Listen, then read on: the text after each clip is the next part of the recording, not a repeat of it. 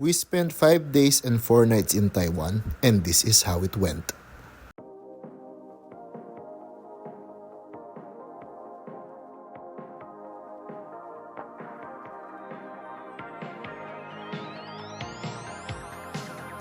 Umalis kami ng Pilipinas March 7 ng gabi at nakarating naman kami ng Taiwan March 8 na ng madaling araw. Kaya ang una naming activity na ginawa ay itong Taiwan Lucky Land. Kaso, hindi naman kami sinuwerte. Nag-withdraw na rin kami ng aming Taiwan dollar through their ATM gamit ang aming GCash card.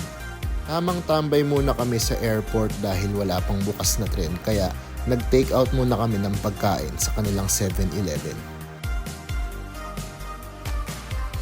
And tamang idlip na rin para meron kaming lakas sa pamamasyal sa aming first day. Next agenda ay bumili kami ng easy card na mga gamit namin para sa kanilang MRT. Nabili namin itong cute na design sa 7-Eleven din. Nag-avail na rin kami ng single journey ticket para sa kanilang Airport MRT Express na in-avail namin through Klook. At ito naman ang aming first experience ng tren dito sa Taiwan. Itong tren na to ay naka-MRT Express, kaya from Taiyuan International Airport papuntang Taipei Main Station ay inabot lamang ng 40 minutes.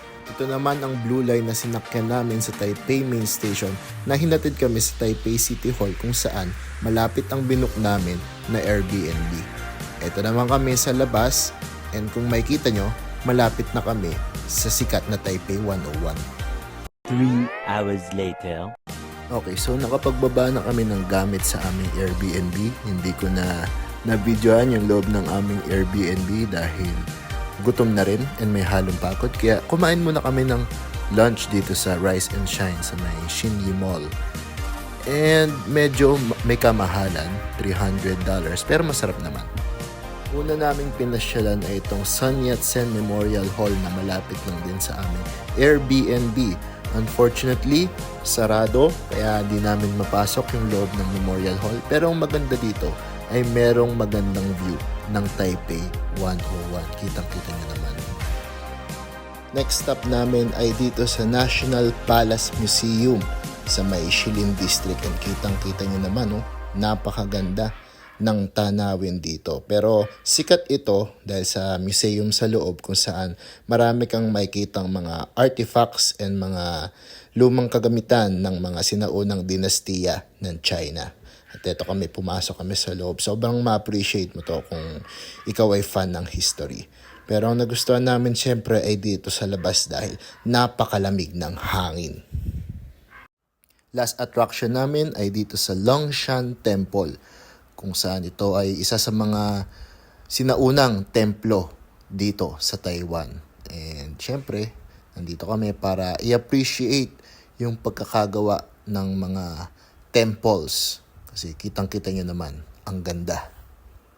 To end our day ay syempre bumisita kami sa isang night market. At ang una naming tinira ay ang Ximending Night Market kung saan dito kami nagmakdo para matry ng kasama ko kung ano ang menu ng McDo dito.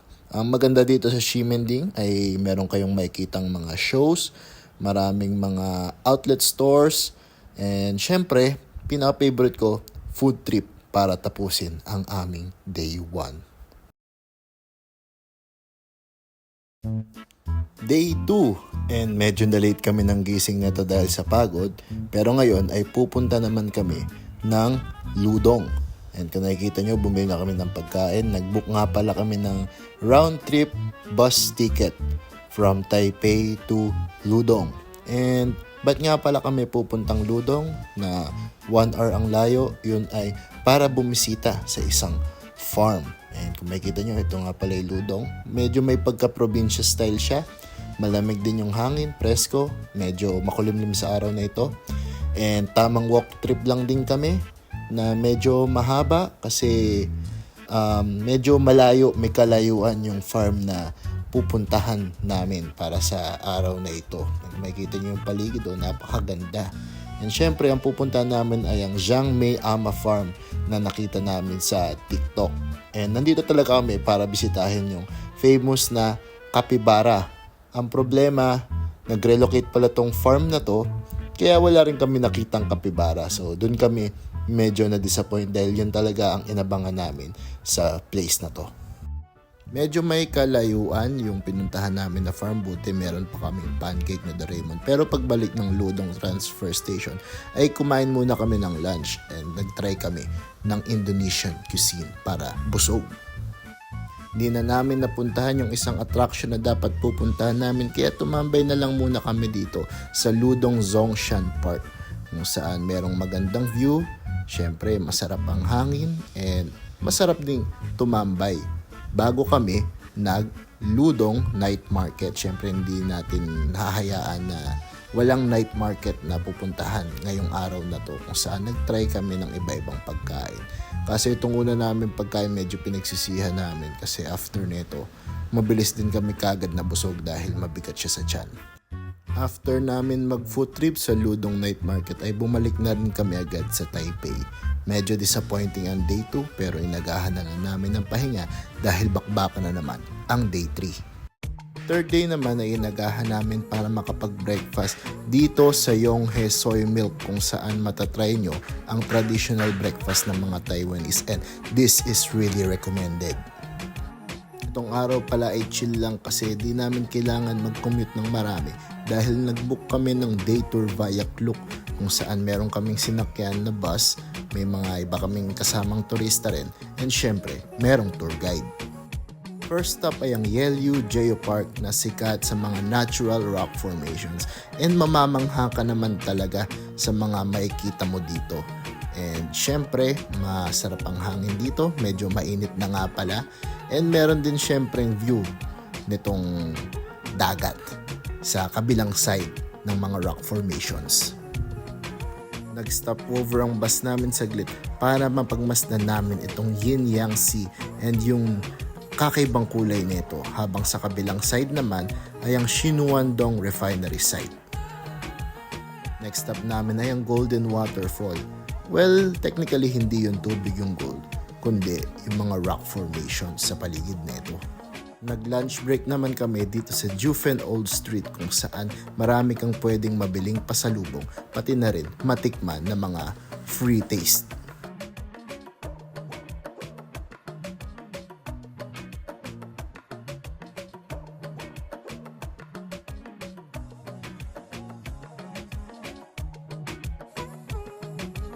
Next stop naman ay ang Shifen Waterfall. After ng lunch break namin ay 40 minutes pa ang biyahe bago makarating dito and hindi mismo pang waterfall lang mapupuntahan, medyo may walk trip pa ng kalayuan from the bus stop pero maganda naman talaga ang tanawin lalo na dito sa bridge na aming tinawid.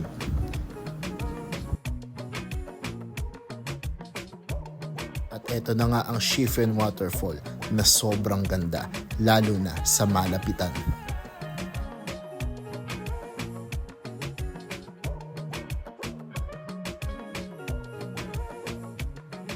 After namin magpa-picture sa waterfall, medyo nakakapagod yung ruta pabalik. Kitang-kita nyo naman, napakataas and napakalayo. Kaya syempre, tamang food trip muna. Snacks muna tayo ng skewers mga kabayan.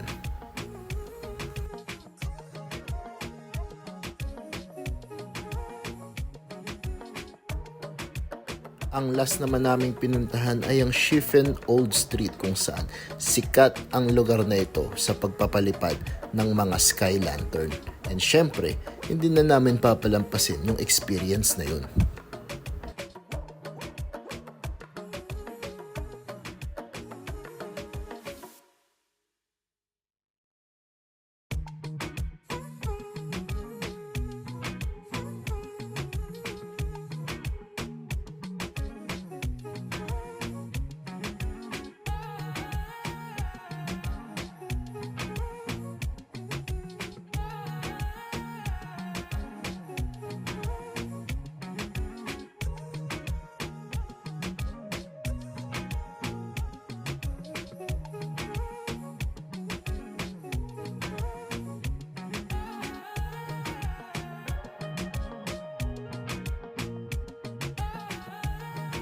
After magpalipad ng lantern ay tamang kain muna nitong stuffed chicken rice na inalok sa amin.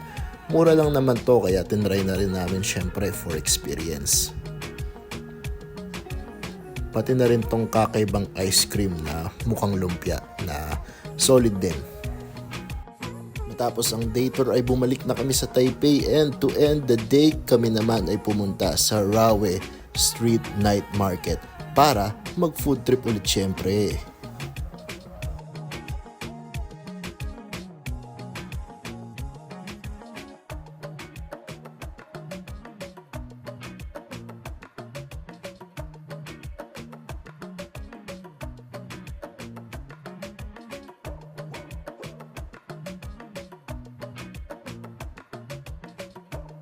Ang kagandahan sa night market na to ay sobrang lapit na lang sa Airbnb namin, kaya tamang walk trip na lang pabalik.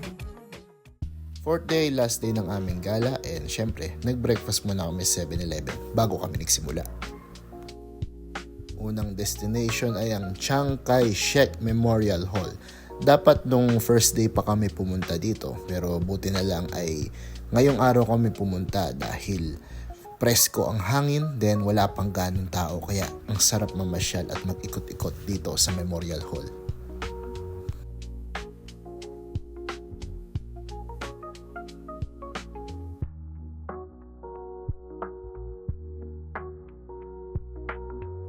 Ang isa sa highlight o inaabangan dito ay ang solemn ceremony ng mga patrol guards, and kitang-kita nyo naman yung sabay-sabay na pagkilos nila, kaya pinapanood talaga to. Ginagawa nila ang changing of the guard every hour, kaya hindi ka makakamiss kung gusto mo tong mapanood.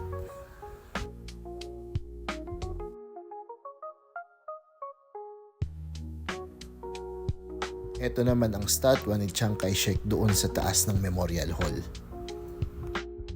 Fourth day na nang malaman namin kung saan pwede mag-stamp sa mga train stations, and sobrang ganda nito for souvenir. Tamang side trip lang kami sa Daan Park para tignan ang mga magagandahang mga bulaklak. Next stop namin ay ang Mao Kong Gondola, kung saan sumakay kami ng cable car pataas sa Mao Kong Station, and sobrang ganda naman talaga ng view dito.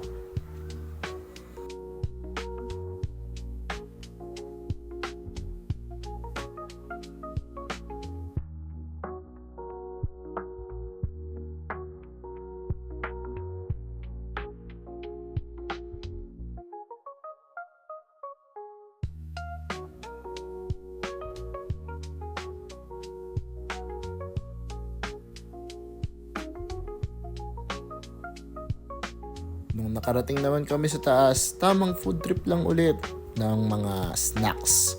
And syempre, tamang hanap ng view para sa mga papicturan.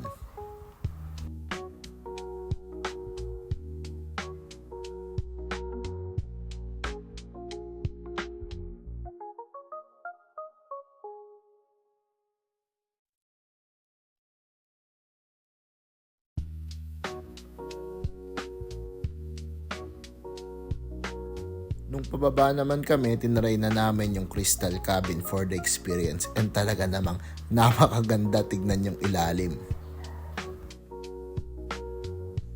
Total malapit na lang din naman ay nag-side trip na rin kami dito sa Taipei Zoo bilang pambawi na lang din dun sa day 2 namin na hindi kami nakita ng kapibara, at dito kami nakita ng iba't ibang mga hayop na hindi natin kadalasan nakikita kasi napakalawak naman talaga ng zoo na to. Dito namin nakita, first time in my life na makita ng panda. Ayan, sobrang cute, and syempre dito namin nakita ang pinakaabangan namin, ang capybara. Sa wakas nakita na rin kami ng capybara. Meron din dito yung mga penguin na nakatayo na akala mo sila ay isang boy band. Yan, napakaganda. Syempre, mga rare animals tulad nitong red panda na sobrang cute nga naman talaga. At syempre, isang wolf na dito lang makikita. Marami pa kaming ibang nakitang animals, pero yan yung mga highlight. And syempre, dahil medyo malaki yung zoo, ay nagsakay na kami dito para madali kami makalabas.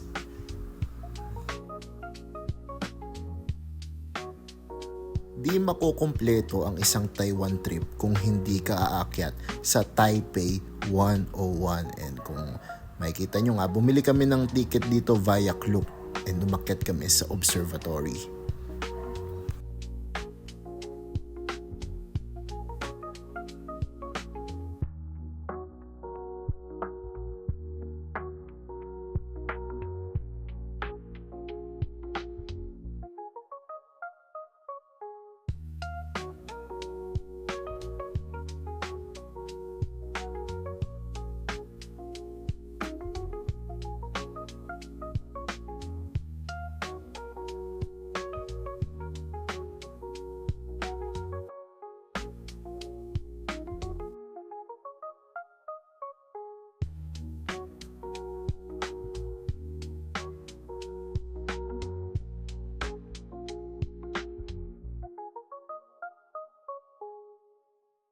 While ang pinakamurang ticket ay iaakit ka sa 89th floor, tinodo na namin at umakyat na kami sa 101st floor kung saan meron kang 1 hour para tignan at i-appreciate yung paligid ng Taipei 101.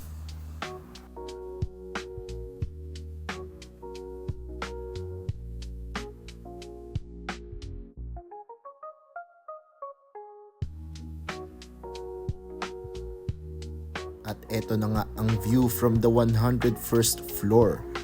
360 degree view yan na makikita nyo sa taas ng Taipei 101. May nakikita akong comments na di naman daw ganun ka-worth it. Pero para sa amin na sobrang na-appreciate ang skyline na ito. Sobrang recommended talaga na umakyat dito kahit once in your lifetime.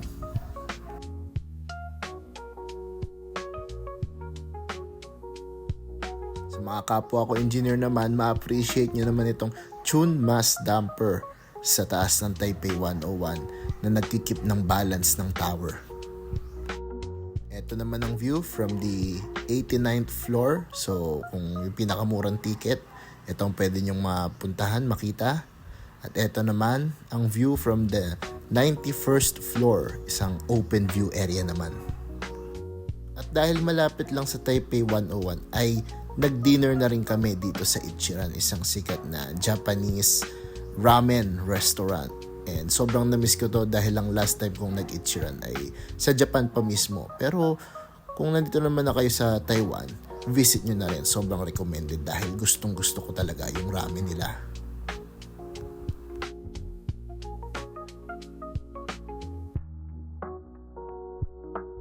And for our last night in Taiwan, kami ay pumunta naman sa Shilin Night Market. And as usual, tamang food trip lang at ikot dito sa night market ng Shilin. And ito nga, yung isang sikat na pinipilahan na Chengzu na parang siopaw, cheesy siopaw. Nag-try din kami nitong milk balls, fried milk balls. And syempre, ang pamosong Xiaolongbao. Dito na kami nakakain ng Xiaolongbao.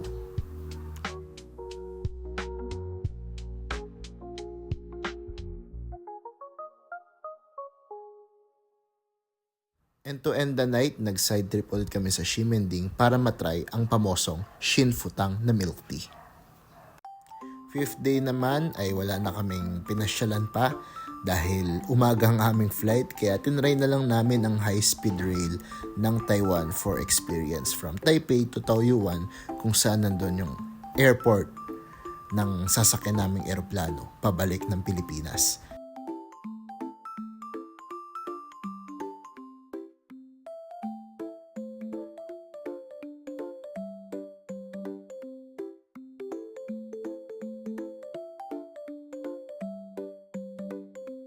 Sobrang bilis ng tren na to, sobrang recommended as a mode of transportation, lalo na kung may gusto kang puntahan outside of Taipei na malayo-layo rin. At eto na nga kami ng girlfriend ko, nakabalik na kami ng Pilipinas, naiyak kami at around 1 p.m. Okay, so we're back in the Philippines. Ito ay third day na since nung travel kami papuntang Taiwan, and I just wanna discuss some things as a summary ng aming trip. First of all, hindi na ako biyahe sa pag-travel outside the country, lalo na kasama ko lagi yung parents ko. Parang bonding naming family yung pag-travel. Pero for the first time, nag-travel ako without them, without mga kapatid ko. Hindi ko sila kasama, mga parents ko. Ang kasama ko ay mga friends ko. And sa trip na yun, ako yung naggawa ng mga preparation. Kaya this is my first DIY travel talaga. And I'm gonna be honest with you, it is not a budget travel kasi nag-compute ako ng mga naging gastos namin, from the plane tickets to the accommodation, yung mga tickets na binook namin sa mga pinuntahan namin, and syempre yung mga cost ng mga food, transpo, mga pasalubong. And inabot kami, well, personally inabot ako around 35,000 pesos. Sagad na yun. And actually, yung 35,000 pesos na yun, wala pa nga ako ganong pasalubong nun. Kundi lang yung binili ko. Hindi kasi talaga ako ganong ka mapasalubong na tao. So, more on naubos siya dahil sa pagkain, dahil sobrang daming pagpipili ang pagkain talaga sa Taiwan. Lalo na sa night market. And pangalawa, hindi ko naman siya first time sa Taiwan, kaya madali rin sa akin para makagawa ng DIY trip ko. So, binase ko rin siya dun sa naging DIY travel namin nung first time ko sa Taiwan, which is nung 2019 pa. So, that's like 5 to 6 years ago na rin. Pero yung mga kasama ko, mga first time nila, dalawa doon, mga first time travelers talaga. Hindi pa sila nakaka-travel ng outside the country. So, parang ako na rin talaga yung naging tour guide sa trip namin na yun. Other details dun sa preparation ng aming DIY travel, I'll make a separate video. Plano akong gumawa ng separate video na parang guide sa kung paano ko ginawa yung aming DIY travel and kung ano yung natutunan ko dun sa trip namin na pwede kong baguhin, na pwedeng lesson ko sa next na DIY travel namin. And kung tatanungin ako kung recommended ba talaga ang Taiwan, lalo na sa mga first time travelers, ako nagsasabi, sobrang recommended ng Taiwan. Siguro kung papipiliin ako kung Taiwan or Hong Kong, mag-Taiwan ka na lang. Feel ko di sila nagkakalayo sa presyo, medyo parang mas mura ng onti lang din si Taiwan. Pero kung mababudget mo yung pera mo, kayang-kaya rin naman talaga ang budget travel sa Taiwan. Unang-una sa lahat, sobrang lawak ng Taiwan. Siguro yung 5 days, 4 nights na travel namin, marami pa kami hindi napuntahan doon. And kung may chance pa ulit kami makabalik, yung iba naman yung pupuntahan namin. And tulad niya nung sinabi ko, mura yung mga pasalubong na pwede mong mabili, lalo na sa mga night markets. Ang di lang namin na-try, mga outlet store. Sobrang busy namin kaka-explore ng paligid, di na kami nakapag-outlet store. Siyempre yung food, sobrang recommended ko yung food. Wala kaming ginawa kundi kumain. Lalo na sa night market, ang daming pagkain. And siyempre, ang isa sa mga marerecommend ko rin doon, kaya dapat mo siyang puntahan, ay yung transpo system nila. Sobrang ganda ng transportation system ng Taiwan. Mapabus man or MRT. And syempre, kahit maglakad ka on the street, sobrang luwag, sobrang ganda, sobrang dali, sobrang efficient ng transpo system. Kaya kung saan mo gustong pumunta, mapupuntahan mo agad. And isa pa doon, yung panahon. Nung pumunta kami, ang date ay March 8 to 12. Mga first 2 days ng trip namin, sobrang lamig. Lalo na sa gabi, ang average ay 18 degrees. So, kung makakapunta ka ng around January to March, yun yung itlano mong puntahan, malamig pa rin pumunta sa Taiwan. Sobrang sarap ng temperature, hindi ka pagpapawisan, and cool ka lang. Kaya, go na. I-book mo na yan. And that's about it sa aking first outside the country travel vlog. Sana nagustuhan nyo tong trip na to. Kung may katanungan kayo, feel free to ask in the comment section. Kung nagustuhan nyo tong video to, like nyo to, share nyo to sa mga friends nyo. Kung gusto yung mabudol din sa pagpunta sa Taiwan. And this is Anakin. And see you next time.